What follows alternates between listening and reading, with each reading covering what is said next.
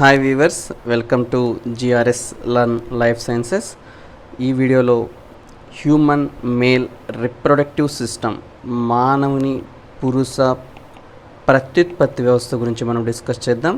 So ఇక human reproductive system, ఇక male reproductive సిస్టంలో భాగంగా మనం సాధారణంగా దీని యొక్క రిప్రొడక్షన్ సంబంధించి జనరల్ ఇంట్రడక్షన్ గురించి డిస్కస్ చేస్తాం. తర్వాత టైప్స్ ఆఫ్ రిప్రొడక్షన్ గురించి, అలాగే ఇక్కడ different phases of sexual reproduction గురించి డిస్కస్ చేయడం జరుగుతుంది. అలాగే anatomy of human male reproductive system, అలాగే functions of human male reproductive system గురించి డిస్కస్ చేయడం జరుగుతుంది. ఈ వీడియోలో ఒక anatomy of human male reproductive system గురించి మనం ఇన్ డీటెయిల్గా ఎక్స్ప్లెయిన్ చేసుకుందాం. అలాగే ఇక జనరల్ ఇంట్రడక్షన్ ఆఫ్ రిప్రొడక్షన్ గురించి మనము ఒక బ్రీఫ్గా ఎక్స్ప్లెయిన్ చేసుకుందాం. అలాగే టైప్స్ ఆఫ్ రిప్రొడక్షన్ గురించి బ్రీఫ్గా ఎక్స్ప్లెయిన్ చేసుకుంటాం. అలాగే different phases of sexual reproduction, అంటే ఇక్కడ గ్యామెట్ ఫార్మేషన్ నుంచి కూడా తర్వాత ఎంబ్రియో డెవలప్మెంట్ వరకు జరిగేటువంటి అన్ని దశల గురించి కూడా ఇక్కడ మనం ఇక బ్రీఫ్గా ఎక్స్ప్లెయిన్ చేసుకోవడం జరుగుతుంది. కమింగ్ టు ఇక జనరల్ ఇంట్రడక్షన్ ఆఫ్ రిప్రొడక్షన్, ఏమవుతుందంటే ఇక భూమి మీద కానీ మనం పరిశీలిస్తే చాలా రకాలైనటువంటి ఇక సమూహాలైనటువంటి జీవులు ఉన్నాయి. ఇక సమూహాల్లో మనం చూస్తే ఇక జంతువులు అనేటువంటి ఒక సమూహాలు ఉన్నాయి, అలాగే వృక్షాలు అనేటువంటి సమూహాలు ఉన్నాయి, అలాగే సూక్ష్మజీవులు అనేటువంటి ఒక సమూహాలు అనేటువంటివి ఉన్నాయి. ఈ విధంగా చాలా సమూహాలైనటువంటి ఒక జీవులు ఉన్నాయి. ప్రతి సమూహంలో కూడా ఏమవుతాయంటే కొన్ని జాతులు, స్పీసీస్ అనేటువంటివి ఉన్నాయి. ప్రతి జాతి కూడా ఏంటంటే ఏం చేస్తుందంటే ఇక ప్రత్యుత్పత్తి అనేటువంటి ఒక ప్రక్రియ ద్వారా ఏమవుతుందంటే తర్వాత తరాలు అనేటువంటి వాటిని ఉత్పత్తి చేయడం అనేటువంటిది జరుగుతుంది. ఒక జీవిలో కానీ చూస్తే చాలా రకాలైనటువంటి ఒక వ్యవస్థలు ఉంటాయి. చాలా సిస్టమ్స్ అనేటువంటివి ఉంటాయి. ఎక్సెప్ట్ ఇక రిప్రొడక్టివ్ సిస్టమ్ ఏంటంటే మిగిలిన అన్ని యొక్క సిస్టమ్స్ కూడా ఏంటంటే ఆ యొక్క జీవి అనేటువంటిది సర్వైవ్ అవడానికి ఉపయోగపడడం అనేటువంటిది జరుగుతుంది ఆ ఉన్నటువంటి ఒక ఎన్విరాన్మెంట్ కండిషన్లో. ఓన్లీ ఇక రిప్రొడక్టివ్ సిస్టమ్ ఏంటంటే ఈ యొక్క లైఫ్ అనేటువంటిది కంటిన్యూటీ చేయడానికి ఇది పనికి రావడం జరుగుతుంది. ఆ విధంగా స్పీసీస్ అనేటువంటిది తర్వాత నెక్స్ట్ జనరేషన్ అనేటువంటిది ప్రొడ్యూస్ చేయడానికి ఈ యొక్క రిప్రొడక్టివ్ సిస్టమ్ అనేటువంటిది ఉపయోగపడడం అనేటువంటిది జరుగుతుంది. నెక్స్ట్ ఇక టైప్స్ ఆఫ్ ఇక రిప్రొడక్షన్ కానీ పరిశీలిస్తే మనకు తెలుసు ఇన్ జనరల్గా ఇక 2 టైప్స్గా ఇక రిప్రొడక్షన్ అనేటువంటిది జరుగుతుంటుంది ఇక ఆర్గానిజమ్స్లో. వాటిలో ఒకటి అసెక్సువల్ రిప్రొడక్షన్ అనేటువంటిది, వీటిలో గ్యామెట్స్ ఫార్మేషన్ అనేటువంటిది జరగదు. తర్వాత ఇక సెక్సువల్ రిప్రొడక్షన్ అనేటువంటిది, ఇక సెక్సువల్ రిప్రొడక్షన్లో ఏమవుతుందంటే గ్యామెట్స్ అనేటువంటిది ఫామ్ అవడం ఇక ఆర్గానిజమ్స్ నుంచి మనం గమనిస్తాం. ఇక అసెక్సువల్ రిప్రొడక్షన్లో మనం చూస్తే చాలా టైప్స్ ఉంటాయి. లైక్ ఇక బైనరీ ఫిజన్ కావచ్చు, దీన్ని మనము ద్విధా విచ్చిత్తి అంటాం. అలాగే మల్టిపుల్ ఫిజను, దీన్నే బహుధా విచ్చిత్తి అంటాం. తర్వాత ఇక ప్లాస్మాటోమీ అని చెప్పడం జరుగుతుంది. అలాగే ఇక పార్థెనోజెన్సిస్ అని చెప్పి. ఈ విధంగా చాలా టైప్స్ ఆఫ్ ఇక అసెక్సువల్ రిప్రొడక్షన్ మెథడ్స్ ద్వారా ఏమవుతుందంటే ఇక ఆర్గానిజమ్స్ అనేటువంటిది వాటికి నెక్స్ట్ జనరేషన్ ఆర్గానిజమ్స్ని, వాటికి ఆఫ్ స్ప్రింగ్స్ని ప్రొడ్యూస్ చేయడం అనేటువంటిది జరుగుతుంది. అలాగే ఇక సెక్సువల్ రిప్రొడక్షన్లో చూస్తే కొన్నిట్లో ఇక సింగమి అనేటువంటి ఇక ప్రాసెస్ ద్వారా, కొన్నిట్లో ఇక కాంజుగేషన్ అనేటువంటి ఇక ప్రాసెస్ ద్వారా ఏమవుతుందంటే ఇక సెక్సువల్ రిప్రొడక్షన్ అనేటువంటిది జరుగుతుంది. ఇక సింగమిలో ఏమవుతుందంటే అవి గ్యామెట్స్ అనేటువంటిది ప్రొడ్యూస్ చేయడం అనేటువంటిది జరుగుతుంది. అండ్ ఇక కాంజుగేషన్లో ఏమవుతుందంటే ఇక్కడ 2 ఆర్గానిజమ్స్లో ఉన్నటువంటి వాటికి న్యూక్లియర్ మెటీరియల్ అనేటువంటిది రీఆర్గనైజేషన్ అనేటువంటిది చెందడం జరుగుతుంది. బేసిక్గా మనం చూస్తే ఇక సెక్సువల్ రిప్రొడక్షన్లో చూస్తే ఇక్కడ జెనెటిక్ మెటీరియల్ యొక్క రీఅరేంజ్మెంట్ అనేటువంటిది ఇక సెక్సువల్ రిప్రొడక్షన్లో జరుగుతుంది. అందువల్ల న్యూ ఇక వెరైటీస్ అనేటువంటిది, వేరియేషన్స్ అనేటువంటిది ఆ యొక్క ఆర్గానిజమ్స్లో మనము ఇక అబ్జర్వ్ చేయవచ్చు. అదే అసెక్సువల్ రిప్రొడక్షన్లో ఏమవుతుందంటే ఇక్కడ జెనెటిక్ మెటీరియల్ రీఆర్గనైజేషన్ అనేటువంటిది జరగకపోవడం వల్ల ఏమవుతుందంటే వాటి నుంచి ప్రొడ్యూస్ అయ్యేటువంటి ఆఫ్ స్ప్రింగ్స్ అనేటువంటివి అవి కంప్లీట్గా ఏమవుతాయంటే వాటి యొక్క ప్యారెంటల్ ఆర్గానిజమ్స్ లాగే ఉండడం అనేటువంటిది మనం గమనిస్తాము. అదే ఇక సెక్సువల్ రిప్రొడక్షన్లో చూస్తే ఇక సెక్సువల్ రిప్రొడక్షన్ వల్ల ఏమవుతుందంటే ఇక వాటి జెనెటిక్ మెటీరియల్ ఇక రీకన్స్ట్రక్షన్ జరగడం, రీఆర్గనైజేషన్ అనేటువంటిది జరగడం వల్ల ఏమవుతుందంటే వీటిలో ఇక new variations, new features, new characters అనేటువంటిది వాటికి ఆఫ్ స్ప్రింగ్స్లో రావడం అనేటువంటిది అబ్జర్వ్ చేయడం అనేటువంటిది జరుగుతుంది. ఇక్కడ మీరు ఇక ఇమేజెస్లో చూడొచ్చు, ఇక మల్టిపుల్ ఫిజన్ అనేటువంటిది చూడొచ్చు. ఇక్కడ అలాగే ఇక బైనరీ ఫిజన్ చూడొచ్చు. ఇక బైనరీ ఫిజన్లో మళ్ళీ ఇక మనం చూస్తే ఇక లాంగిట్యూడినల్ అనేటువంటిది ఒకటి ఉంటుంది. అలాగే ఇక ట్రాన్స్వర్స్ ఫిజన్ అనేటువంటిది ఉంటుంది. ఇక లాంగిట్యూడినల్ ఫిజన్ చూడొచ్చు. అలాగే కొన్నిట్లో చూసి ఇర్రెగ్యులర్ ఫిజన్ అనేటువంటిది కూడా జరుగుతుంది. ఇక అమీబాల వాటిలో ఒక ఇర్రెగ్యులర్ ఫిజన్. అదే ఇక పారామిషం, వీటిలో కానీ చూస్తే వీటిలో ట్రాన్స్వర్స్ ఫిజన్ అనేటువంటిది మనం అబ్జర్వ్ చేయడం అనేటువంటిది జరుగుతుంది. సో ఇదే కాకుండా ఇంకా ప్లాస్మటోమీ అనేటువంటిది ఉంటుంది. సో ఇక ప్లాస్మటోమీలో ఏమవుతుందంటే సో వాటిలో ఉన్నటువంటి ఇక న్యూక్లియస్ అనేటువంటిది సో చాలా టైమ్స్ ఇక డివిజన్ జరుగుతుంది.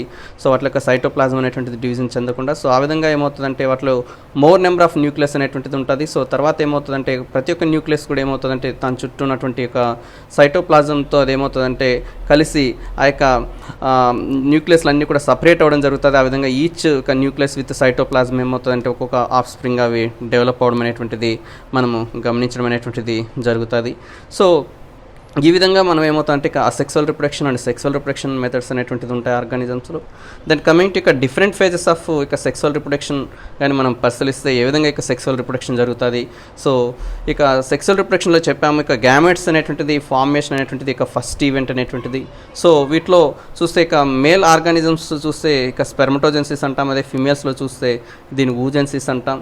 సో తర్వాత గ్యామెటోజెన్సిస్ తర్వాత ఏంటంటే ఇక గ్యామెట్స్ అనేటువంటిది ఫామ్ అయిన తర్వాత గ్యామెట్స్ రెండు కలిసి ఫ్యూజన్ అవుతాయి. సో ఈ ఫ్యూజన్ అయ్యే ఈ యొక్క ఈవెంట్ ఏమని చెప్తామంటే ఇక ఫర్టిలైజేషన్ అంటాం. సో ఇక ఫర్టిలైజేషన్ ఈవెంట్ అనేటువంటిది కొన్నిట్లో చూస్తే సో ఇది ఎక్స్టర్నల్గా ఎన్విరాన్మెంట్లో జరుగుతుంది. సో కొన్నిట్లో చూస్తే ఆ యొక్క ఏవైతే గ్యామెట్స్ ఉన్నాయో ఆ గ్యామెట్స్ అనేటువంటిది ఫర్ ఎగ్జాంపుల్ ఇక మేల్ గ్యామెట్స్ అనేటువంటి ఇక ఫిమేల్ బాడీలోకి ఇంట్రడ్యూస్ కాబడతాయి. సో ఫిమేల్ బాడీలోకి ఇంట్రడ్యూస్ కాబడిన తర్వాత ఇక ఫిమేల్లో ఏమవుతుందంటే ఇక ఫర్టిలైజేషన్ జరిగి ఇక బాడీలో సో అక్కడ ఏమవుతుందంటే నెక్స్ట్ ఇక డెవలప్మెంట్ అనేటువంటిది స్టార్ట్ అవుతుంది.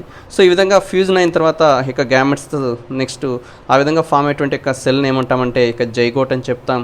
సో ఈ విధంగా ఫామ్ అయినటువంటి జైగోట్ అనేటువంటిది సో ఏమవుతుందంటే నెక్స్ట్ దీంట్లో డివిజన్స్ జరుగుతాయి ఇక సెల్స్లో. ఇక డివిజన్స్ని ఏమంటామంటే ఇక క్లివేజ్ అని చెప్పి చెప్పడం జరుగుతుంది. అదే హ్యూమన్లో చూస్తే దీన్ని ఏమంటామంటే రొటేషనల్ క్లీవేజ్ అని చెప్పి చెప్పడం జరుగుతుంది. సో సాధారణంగా మనం చూస్తే ఇక స్పైరల్ క్లీవేజెస్ అనేటువంటిది మనము చదువుతూ ఉంటాం. అలాగే మనం చూసినట్టయితే ఇక రొటేషనల్ క్లీవేజ్ అనేటువంటిది హ్యూమన్లో ఉంటుందని చెప్పాము. సో ఇక స్పైరల్ క్లీవేజ్ అనేటువంటిది కాకుండా ఇంకా మనం చూస్తే ఇక రేడియల్ క్లీవేజెస్ అనేటువంటివి కూడా ఉంటాయి. సో ఈ విధంగా spiral cleavages, radial cleavages, rotational cleavages, so ఈ విధంగా డిఫరెంట్ టైప్స్ ఆఫ్ క్లీవేజెస్ అనేటువంటి ఉంటాయి. సో అది క్లీవేజెస్ అనేటువంటి ఒక చాప్టర్లో ఆల్రెడీ ఇక నేను ఇక దీనిపైన సపరేట్ వీడియో చేయడం అనేటువంటి జరిగింది. సో ఆ వీడియోలో మీరు క్లియర్గా ఇక టైప్స్ ఆఫ్ క్లీవేజెస్ గురించి మీరు నేర్చుకోవచ్చు. సో నెక్స్ట్ ఈ విధంగా ఈ యొక్క జైగోట్ అనేటువంటిది డివిజన్ అయిన తర్వాత సో ఏమవుతుందంటే ఈ యొక్క జైగోట్ అనేటువంటిది సో ఇక ఇంటర్నల్ ఫర్టిలైజేషన్ ఎక్కడైతే జరుగుతుందో హ్యూమన్స్లో సో ఇక ఇంటర్నల్ ఫర్టిలైజేషన్లో ఏమవుతుందంటే ఇక ఫెలోఫియన్ ట్యూబుల్లో ఇక ఏమవుతుందంటే ఇక జైగోట్ అనేటువంటిది ఇక ఫర్టిలైజేషన్ జరిగి అక్కడే ఇక డివిజన్స్ స్టార్ట్ అయిన తర్వాత సో ఆ విధంగా డివిజన్ అయిన తర్వాత ఏమవుతుంటే ఇక జైగోట్ అనేటువంటిది సో ఇప్పుడు దీన్ని ఇక మనం బ్లాస్ట్లా అని చెప్పచ్చు. ఇక బ్లాస్ట్లా అనేటువంటిది ఏమవుతుందంటే సో నెక్స్ట్ వెళ్ళి ఆ యొక్క యుటరస్ రీజన్కి రీచ్ అయిన తర్వాత యుటరస్ రీజన్లో ఉన్నటువంటి అక్కడ ఉన్నటువంటి ఒక వాల్స్కి ఇది అటాచ్ అవ్వడం జరుగుతుంది. ఆ విధంగా వాల్స్కి అటాచ్ అయినటువంటి ఈ యొక్క స్టేజ్ని ఏమని చెప్తామంటే ఇక ఇంప్లాంటేషన్ అంటాం. ఈ యొక్క ప్రాసెస్ని ఇంప్లాంటేషన్ అంటాం. సో ఈ విధంగా ఇంప్లాంటేషన్ అయిన తర్వాత ఏమవుతుందంటే అక్కడ ఉన్నటువంటి ఈ యొక్క బ్లాస్టులాకి దెన్ ఇక్కడ ఉన్నటువంటి ఈ యొక్క యుటరన్ వాల్స్కి మధ్య ఏమవుతుందంటే ఒక కనెక్షన్ అనేటువంటిది ఒక ఫిజికల్ కనెక్షన్ ఎస్టాబ్లిష్ అవుతుంది. సో దాన్ని ప్లాసెంటా ఫార్మేషన్ అంటాం. సో దాన్నే ప్లాసెంటేషన్ అని చెప్తాము. అది హ్యూమన్లో చూస్తే కొరియో అలాంటి టైప్ ఆఫ్ ప్లాసెంట్ అనేటువంటిది ఉంటుంది. సో మనం కానీ వీటిలో చూస్తే ఇక ప్లాసెంట్ అనేటువంటిది బేసిక్గా 2 టైప్స్గా వీటిని క్లాసిఫై చేయడం జరుగుతుంది. ఒకటి కొరియో అలంటైక్స్ ప్లాసెంటా అని చెప్పి చెప్పడం జరుగుతుంది. సో ఇంకా అదర్ ఆర్గానిజమ్స్లో కానీ చూస్తే వాటిలో ఇక్కడ మనం గమనించినట్టయితే యోక్సాక్ ప్లాసెంట్ అనేటువంటిది ఉండడం మనం గమనించవచ్చు. సో అదే కొరియో అలంటైక్ ప్లాసెంట్ అలాగే ఇక యోక్సాక్ ప్లాసెంట్ అనేటువంటిది కొన్నిట్లో ఉండడం మనం అబ్జర్వ్ చేయొచ్చు. సో కొరియాన్ అలంటైస్ అలాగే కొరియాన్ యోక్సాక్ అనేటువంటిది కలిసి ఒక ప్లాసెంట్ అనేటువంటిది కొన్నిట్లో ఫామ్ చేయడం జరుగుతుంది. సో నెక్స్ట్ ఇక గ్యాస్లేషన్ అనేటువంటిది సో ఈ విధంగా ఉన్నటువంటి ఇక బ్లాస్ట్ అనేటువంటిది తర్వాత ఏమవుతుందంటే ఇక గ్యాస్లేషన్ అనేటువంటి ఇక ప్రాసెస్లో భాగంగా ఏమవుతుందంటే 3 జెర్మ్ లేయర్స్ అనేటువంటిది అది డెవలప్ చేసుకోవడం జరుగుతుంది. సో ఆ 3 జెర్మ్ లేయర్స్లోది ఇన్వాజినేషన్, ఇన్వల్యూషన్ అండ్ ఎపిబోలి అనేటువంటి ఈ యొక్క ప్రాసెస్ ద్వారా ఏమవుతుందంటే ఒక సింగిల్ లేయర్ బ్లాస్ట్ అనేటువంటిది ఇక 3 లేయర్ బ్లాస్ట్ లాగా మారడం అనేటువంటిది జరుగుతుంది. ఆ విధంగా సింగిల్ లేయర్ బ్లాస్ట్లా 3 లేయర్ బ్లాస్ట్ లాగా మారేటువంటి ఈ యొక్క ప్రాసెస్ని గ్యాస్లేషన్ అంటాం. ఈ విధంగా 3 జెర్మ్ లేయర్స్ ఫామ్ అయిన తర్వాత ఇక 3 జెర్మ్ లేయర్స్ నుంచి ఆర్గాన్స్ అనేటువంటి డెవలప్ అవుతాయి. సో ఆ యొక్క ప్రాసెస్ని ఆర్గనోజెన్సిస్ అంటాం. సో ఎక్టోడర్మ్ నుంచి కొన్ని బాడీ ఆర్గాన్స్, అలాగే మీసోడర్మ్ నుంచి కొన్ని బాడీ ఆర్గాన్స్, అలాగే ఎండోడర్మ్ నుంచి కొన్ని బాడీ ఆర్గాన్స్ డెవలప్ అవుతాయి. సో నెక్స్ట్ ఇక పార్చ్యూరేషన్ అనేటువంటిది. పార్చ్యూరేషన్ అంటే సో ఇక బేబీని ఇక బాడీ నుంచి ఎక్స్పెల్ చేయడాన్ని ఇక పార్చ్యూరేషన్ అంటాం. So expelling of baby from the body, so the mother body, so that is called parturition అని చెప్తాం. సో ఈ విధంగా ఈవెంట్స్ అనేటువంటిది మనము ఇక ఈ యొక్క మనం చూసి హ్యూమన్ సెక్సువల్ రిప్రొడక్షన్లో అబ్జర్వ్ చేయడం అనేటువంటి జరుగుతుంది. సో అయితే ఈ వీడియోలో మనం డిస్కస్ చేయబోయేటువంటి అంశం ఏంటంటే ఇక anatomy of male reproductive system. So gametes అనేటువంటిది ఫామ్ అవుతాయి, గ్యామెటోజెన్సిస్ అనేటువంటి ఈవెంట్తో స్టార్ట్ అవుతుంది ఈ యొక్క సెక్సువల్ ఈ యొక్క రిప్రొడక్షన్ అనేటువంటిది చెప్పాం. సో అయితే ఈ విధంగా గ్యామెట్స్ అనేటువంటిది ఫామ్ అయ్యేటువంటి ఆర్గాన్స్ ఏమని చెప్తామంటే వాటిని రిప్రొడక్టివ్ ఆర్గాన్స్ అంటాం.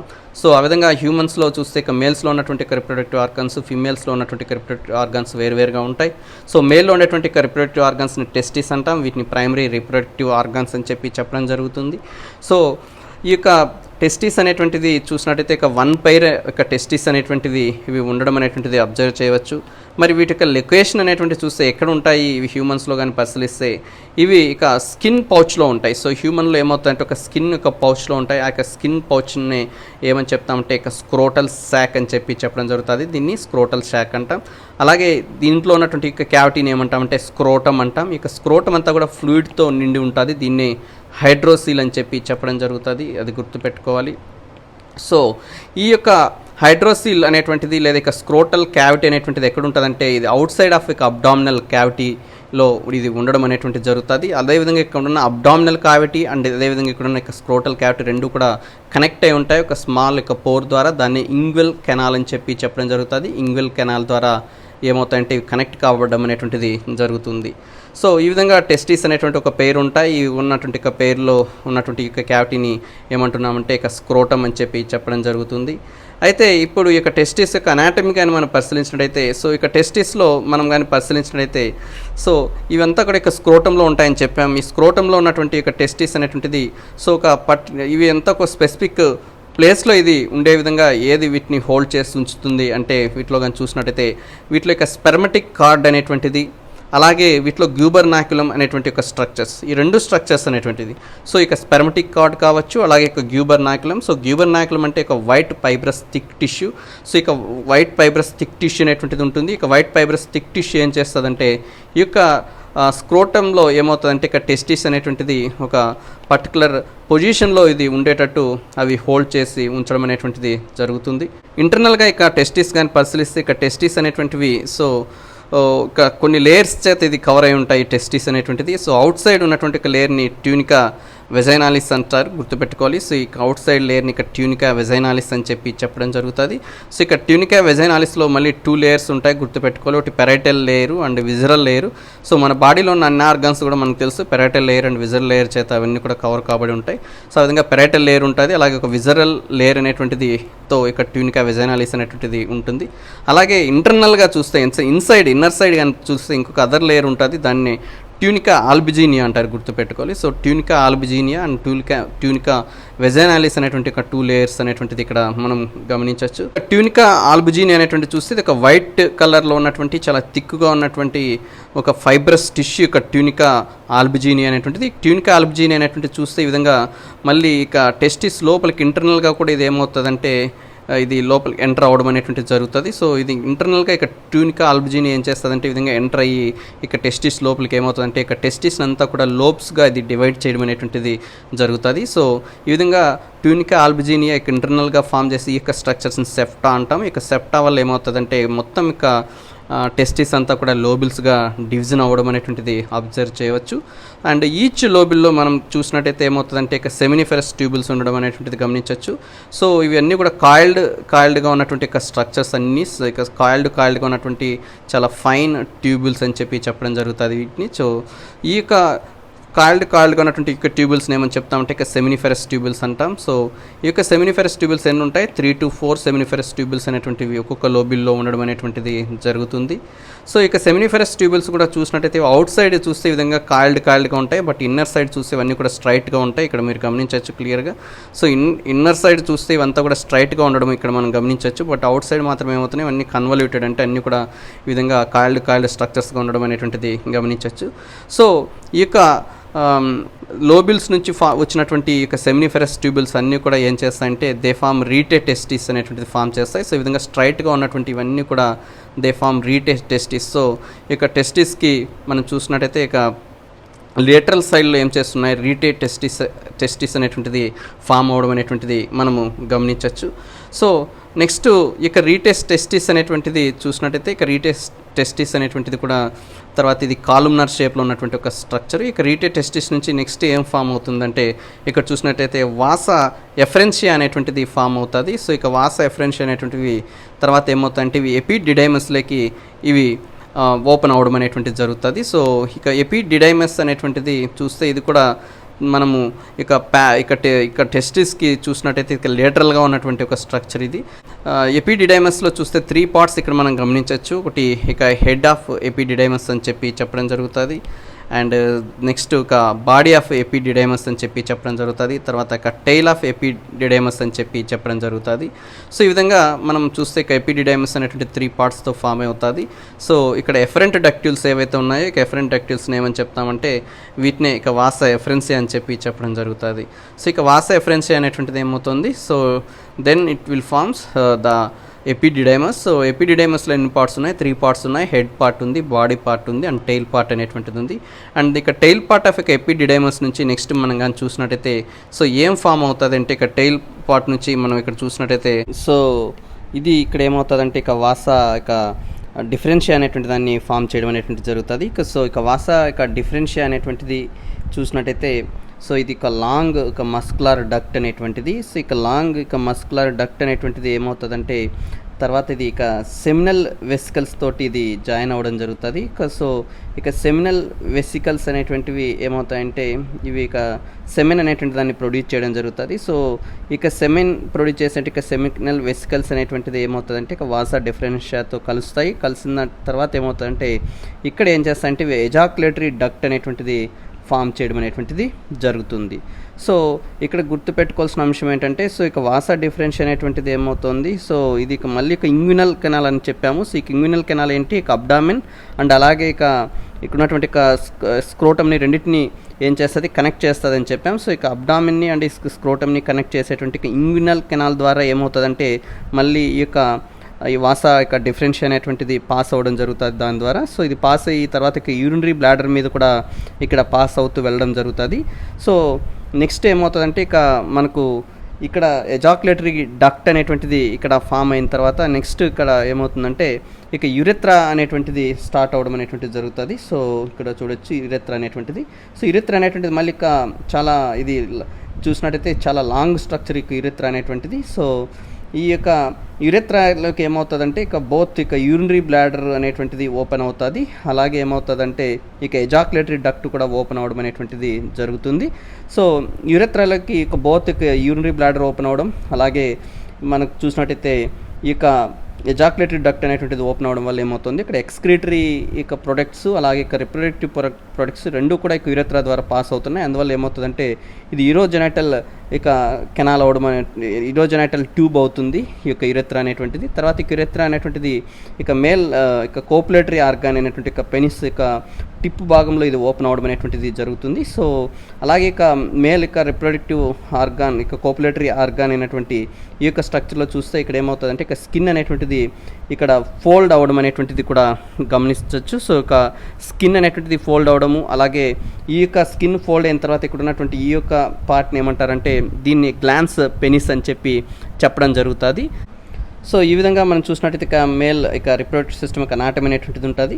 సో ఇనిషియల్గా చూస్తే ఇక్కడ మనము ఇక స్క్రోటంలో ఇక టెస్టిస్ అనేటువంటిది ఇక లోబిల్స్తో ఉంటుంది. ఆ లోబిల్స్లో సెమినిఫెరస్ ట్యూబుల్స్ ఉంటాయి. ఇక సెమినిఫెరస్ ట్యూబుల్స్ నుంచి మనకేమవుతుంది వాసా ఎఫరెన్షియా అనేటువంటిది స్టార్ట్ అవ్వడం చూస్తాం. వాసా ఎఫరెన్షియా తర్వాత ఇక ఎపిడిడైమస్లోకి ఇక వాసా ఎఫరెన్షియా అనేటువంటిది ఓపెన్ అవుతుంది. ఇక ఎపిడిడైమస్లో ఏమవుతుందంటే ఇక స్పమ్స్ అనేటువంటిది స్టోర్ అవుతాయి, అది కూడా గుర్తుపెట్టుకోవాలి. తర్వాత ఇక స్టోర్ అయినటువంటి ఇక స్పమ్స్ ఇక ఎపిడిడైమస్ నుంచి ఇక వాసా ఇక డిఫరెన్షియాలకి ఎంటర్ అవుతాయి. ఇక వాసా డిఫరెన్షియా నుంచి నెక్స్ట్ ఇక ఉన్నటువంటి ఇక ఎజాక్యులేటరీ డక్ట్లోకి ఓపెన్ అవుతాయి. ఎజాక్యులేటరీ డక్ట్ నుంచి ఇక పెనిస్లోనికి అవి ఎంటర్ అవ్వడం అనేటువంటిది జరుగుతుంది. సో ఈ విధంగా ఇక మేల్ ఇక రిప్రొడక్టివ్ సిస్టమ్ అనేటువంటిది అనాటమీ అనేటువంటిది ఉంటుంది. అలాగే దీని యొక్క ఫంక్షన్స్ అనేటువంటిది కానీ చూసినట్టయితే సో ఇక మేల్ రిప్రొడక్టివ్ సిస్టంలో ఉన్నటువంటి ఇక సెమినిఫెరస్ ట్యూబుల్స్ అనేటువంటిది ఇక్కడ ఏమవుతుందంటే ఇక స్పమ్స్ అనేటువంటిది ప్రొడ్యూస్ అవుతాయి. సో ఇది స్పెర్మటోజెన్సిస్ అనే ప్రాసెస్లో ఇన్వాల్వ్ అవ్వడం జరుగుతుంది. సో ఆల్రెడీ ఇక స్పెర్మటోజెన్సిస్ మీద వీడియో చేయడం జరిగింది. సో అందులో ఆల్రెడీ ఇక సెమినిఫెరస్ ట్యూబుల్స్ యొక్క స్ట్రక్చర్ గురించి కూడా అక్కడ ఎక్స్ప్లెయిన్ చేయడం అనేటువంటి జరిగింది. సో అక్కడ ఆ వీడియోలో మీరు ఇక సెమినిఫెరస్ ట్యూబుల్ యొక్క స్ట్రక్చర్ గురించి మీరు నేర్చుకోవచ్చు.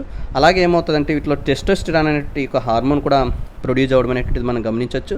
సో ఇక టెస్టోస్టెరాన్ అనేటువంటిది వీటిలో లీడిక్ సెల్స్ అనేటువంటివి ఉంటాయి. ఇక లీడిక్ సెల్స్ అనేటువంటిది ఇక టెస్టోస్టెరాన్ హార్మోన్ని ప్రొడ్యూస్ చేయడం జరుగుతుంది. సో ఇక లీడిక్ సెల్స్ అనేటువంటిది ఇక ఏవైతే ఇక్కడ సెమినిఫెరస్ ట్యూబుల్స్ ఉన్నాయి, ఇక సెమినిఫెరస్ ట్యూబుల్స్ ఇక మధ్యలో ఏమవుతాయంటే ఇక లీడిక్ సెల్స్ అనేటువంటిది ఉంటాయి. అలాగే ఇక సెమినిఫెరస్ ట్యూబుల్స్ లోపల ఏమవుతాయంటే ఇక సెరటోలి సెల్స్ అనేటువంటివి ఉంటాయి. ఇక సెరటోలి సెల్స్ అనేటువంటిది ఇక్కడ ప్రొడ్యూస్ అయ్యేటువంటి స్పెర్మ్స్కి కావాల్సినటువంటి న్యూట్రియంట్స్ అనేటువంటిది అవి ప్రొవైడ్ చేయడం అనేటువంటిది జరుగుతుంది. సో అలాగే ఇక్కడ ఉన్నటువంటి ఇక మనం చూస్తే వాసా ఎఫరెన్షియా కావచ్చు, ఇక్కడ ఉన్నటువంటి ఇక ఎపిడిడైమస్ కావచ్చు, డిఫరెన్షియా కావచ్చు, ఎజాక్యులేటరీ డక్ట్ కావచ్చు, యురెత్రా కావచ్చు, ఇవన్నీ కూడా ఇక స్పర్మ్స్ అనేటువంటిది ట్రాన్స్ఫర్ చేయడానికి ఇక మేల్ ఆర్గానిజం నుంచి ఇక ఫిమేల్ బాడీలోకి ఇవి హెల్ప్ అవుతాయి. సో ఆ విధంగా ఇది చూస్తే ఇక స్పర్మ్స్ యొక్క ట్రాన్స్ఫర్లో కూడా ఇన్వాల్వ్ అవ్వడం జరుగుతుంది. సో ఇవి వీటికి సంబంధించినటువంటి ఇక ఫంక్షన్స్ అనేటువంటిది. సో ఇది ఇక అనాటమీ ఆఫ్ ఇక male reproductive system in humans. So thank you for watching this video. Please subscribe for my channel.